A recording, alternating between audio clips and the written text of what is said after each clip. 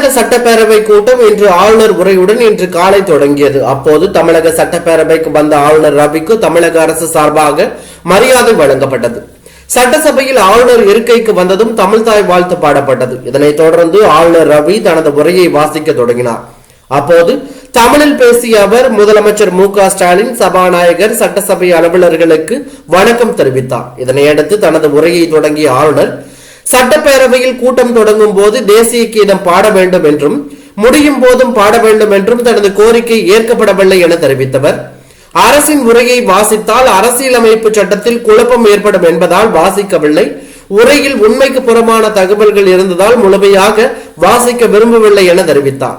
இதனையடுத்து வாழ்க பாரதம், வாழ்க தமிழ்நாடு, ஜெய்ஹிந்த் என கூறி தனது உரையை முடித்துக் கொண்டார். இதன் காரணமாக சட்டப்பேரவையில் சிறிது நேரம் சலசலப்பு ஏற்பட்டது. இதன் பின்னர் சபாநாயகர் அப்பாவு ஆளுநர் ரவியின் உரையை தமிழில் மொழிபெயர்த்தார்.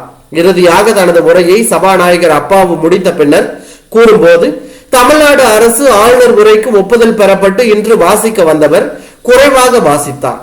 அதனை நான் குறையாக சொல்லவில்லை, ஜனகன பாடியெடுக்க வேண்டும் என கூறியிருந்தார். கருத்து கொள்கை வேறுபாடு இருந்தாலும் ஆளுநருக்கான வரவேற்பும் பண்பும் குறையவில்லை.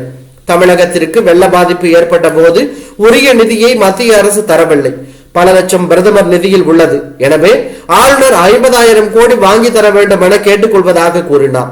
தொடர்ந்து பேசிய அப்பாவு, சாவர்கர் வழியில் கோட்சே வழியில் வந்தவர்களுக்கு நாங்கள் இந்த சட்டமன்றத்தில் இருப்பவர்களும் கொஞ்சமும் சளைத்தவர்கள் இல்லை என தெரிவித்தார்.